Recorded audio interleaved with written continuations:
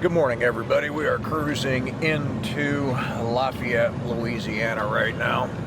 We just made our way across the big 18-mile bridge. I think that's Atchafalaya. Is that right, you folks from Louisiana? Did I pronounce that right? Coming across the basin. I was on our yard in Reserve, Louisiana last night. I was there yesterday afternoon to get the conversion wash on this trailer and get it cleaned out for this next load, which we did. And by the time I got done with all that, and then some of the customer requirements for inspections for the next load that I'm picking up, I was done for the day. It was 96 degrees. I was tired. It was already 5 o'clock in the evening. Traffic in Baton Rouge, it was 20-30 minute delays to get through there. I just said, you know what, I'm done.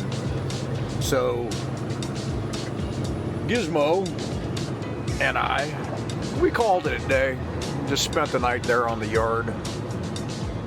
Worked out great. The driver's lounge at our Reserve facility certainly isn't as comfort featured as the main yard in Little Rock, but all I need is a toilet and a shower. That's it. It doesn't have to be pretty, and they have that there. So hey, you know what, it was cool. I got up this morning, was able to use the restroom, take a shower, and get on the road, which we did. So that was awesome. And let's see if we're going to give me green lights. We should. Scale's closed. We have red lights. Closed on the eastbound side. Hang on a second. There was a wreck over there, but you guys are good. It's slowly moving through. Wasn't even a backup yet. Yeah, I appreciate you. You look good going back that way. We're making our way over here to Lolita, Texas, which is near a town called LaWard. L-A-W-A-R-D. And we're going to be picking up a load of plastic out that way and be taking it over to Conyers, Georgia. I can't load until 9 o'clock tonight.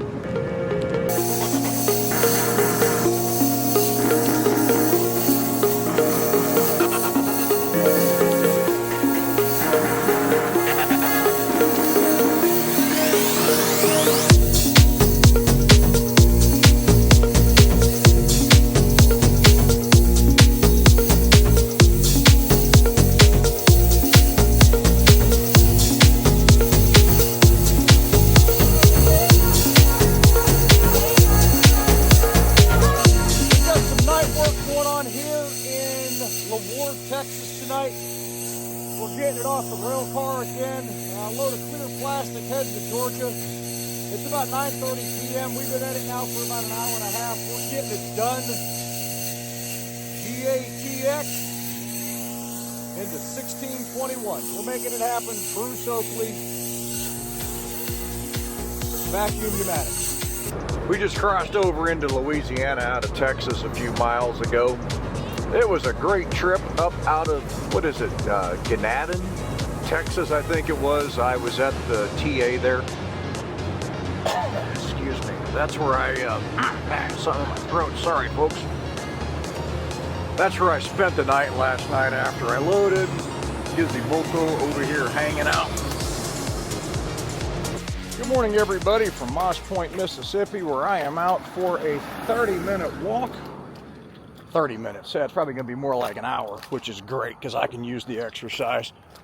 I am out on these little roads. I don't know where the heck I'm at. I just know that I am in Moss Point, Mississippi. And I know that the Pilot, where I'm parked, is back that way. I'm here on a 34-hour reset. I arrived in town yesterday evening about 5 o'clock, got some fuel, parked up, and said, you know what, I'm done for a day and a half. I cannot deliver until tomorrow, Tuesday. Today's Monday, September 23rd, I believe. I cannot deliver till tomorrow at 1 p.m. in Conyers, Georgia. There were 4 of us Oakleys that loaded in Lolita, Texas. If you want to look it up, it's about an hour and a half to an hour and 45 minutes southwest of Houston. We loaded there on Saturday.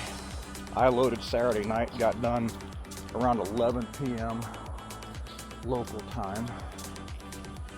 Bounced right back up the road to a little TA 20 minutes away from there, went to bed, got up yesterday morning and boogied up here to Moss Point, Mississippi, which is right near, I think you pronounce it Pascagoula, whatever the town is just south of here. Biloxi. Is it Biloxi? I think it's Biloxi, and Gulfport is just west of here. Enjoying a great morning here in Mississippi. But, you know, a few things, odds and ends here for you guys this morning. Number one, Reverend Harold Miller, thank you for your email. That was awesome. I really appreciate that, man. It's those kinds of emails that are very uplifting for me. You know, there are times, men, women, that, you know, I battle depression out here on the road. You know, I don't like being gone from home, especially when I first leave out.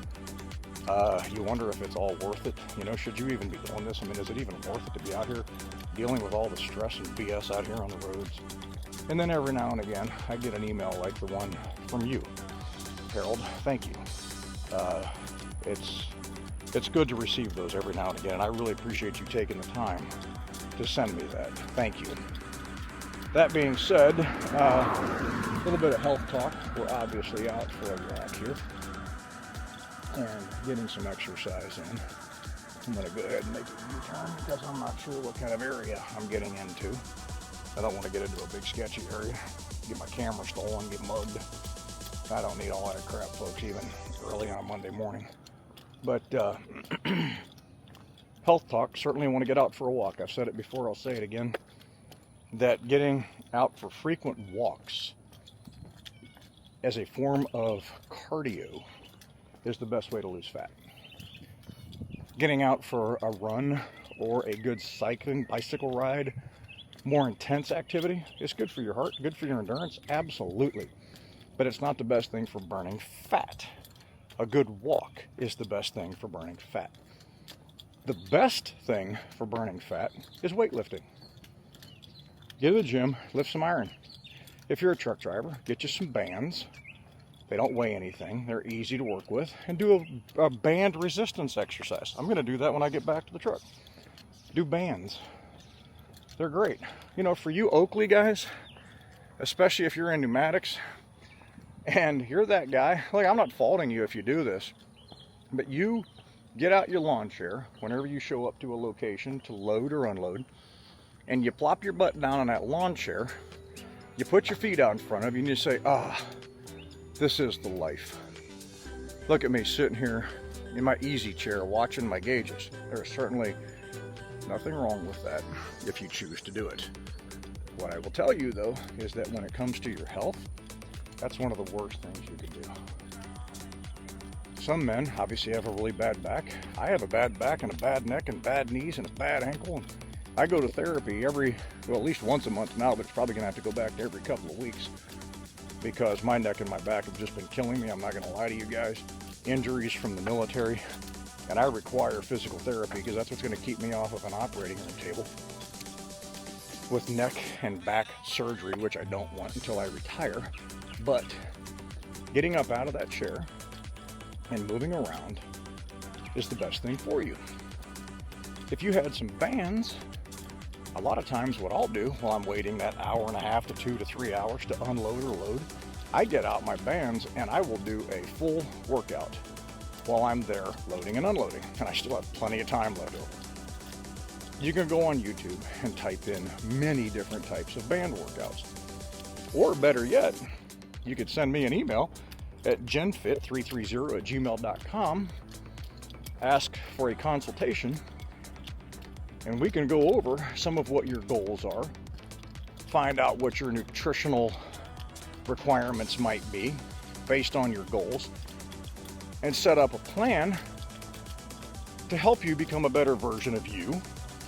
And if you so choose, opt for personal training as well, and set up a workout routine that would fit your schedule and your goals and your lifestyle, one that's easily followable. Remember, the best workout is the one that you'll show up to, and the best nutrition plan is the one that you'll follow and sustain. Diets are fads. They come and go. It's why people lose the weight and then gain it all back tenfold. But I'm going to show you guys this little bit of ADHD here, butterflies. I'm going to show you this house I walked by. If you look back in here, I saw this house when I came up. The grass is mowed, but it looks abandoned. It's kind of creepy, but man, if you bought this place, you could really turn this around. But doesn't this look like a traditional Mississippi home? Off in the overgrown trees and everything. Check that out. Could actually be a really pretty place. But somebody's keeping it mowed. You guys see that? So I don't understand that, but that's interesting. I saw it when I came down, and I'll tell you why, because down this road right here, down here's the pilot, and then I was walking down this road right here, but we're gonna go up this way now before we turn around and head back. So we're gonna make our way up a little bit and then come back. But anyhow, I've put on some weight since I've been in pneumatics, and I've got to get it back off. My goal weight's 180. So I'll tell you guys, as part of my routine, I want to drop 30 pounds. I want to get down from 211 to 180. I will share with you folks that I have been on testosterone replacement therapy, TRT, for well over a decade.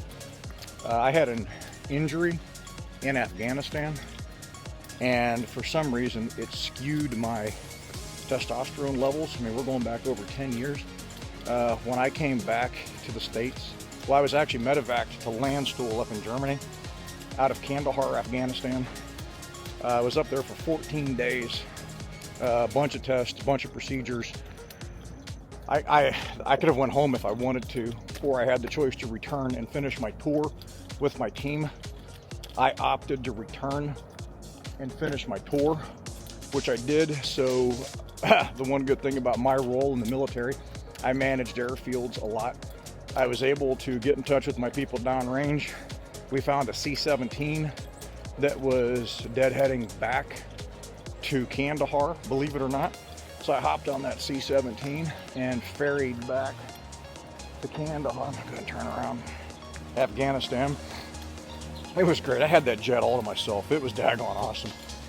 Me and the air crew, and it was wonderful. I enjoyed it.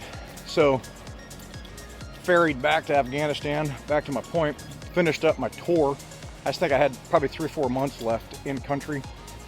We wrapped up our deployment, came back to the States. When I came back to the States, I had to have surgery and hit my groin, and when I did, it just completely destroyed my testosterone levels and testosterone production. So I have been on TRT now for quite some time. Every week I inject with testosterone, and it keeps me dead level.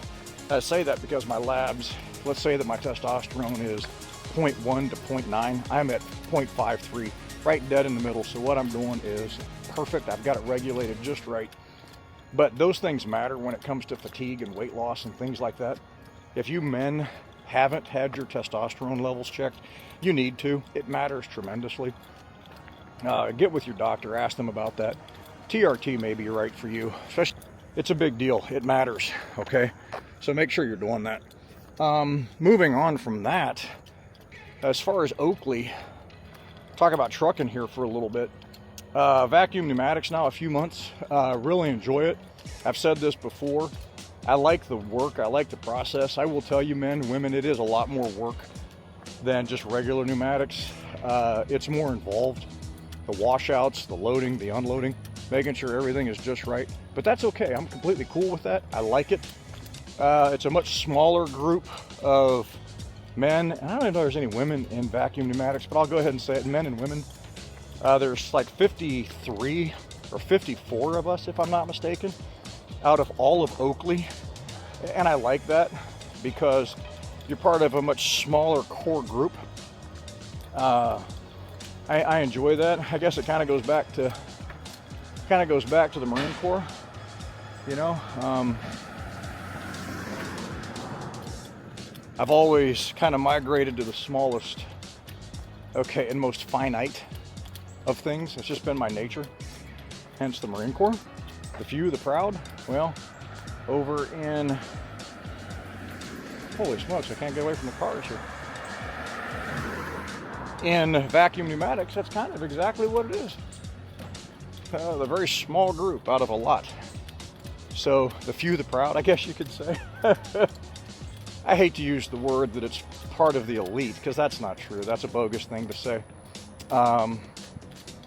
But certainly it is one of the most detailed and task-defined divisions within Oakley, that's for sure.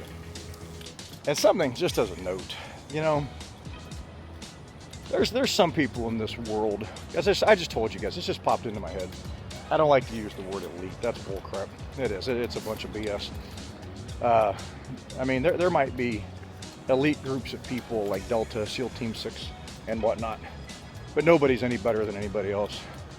The only thing where that comes into play is character, but we all have our faults.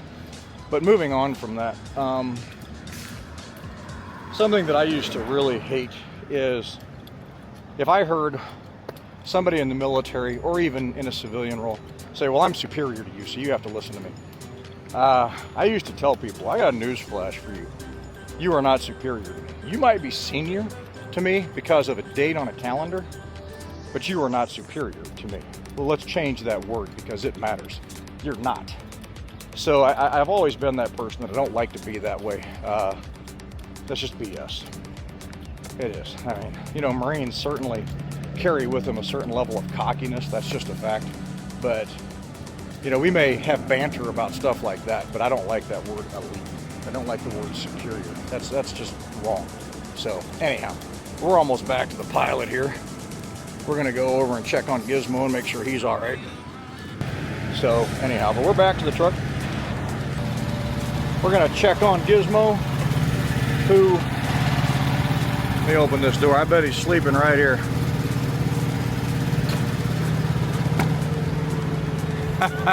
There he is. Hi, Bob. We're gonna go in there and make sure he's good to go. Let's see.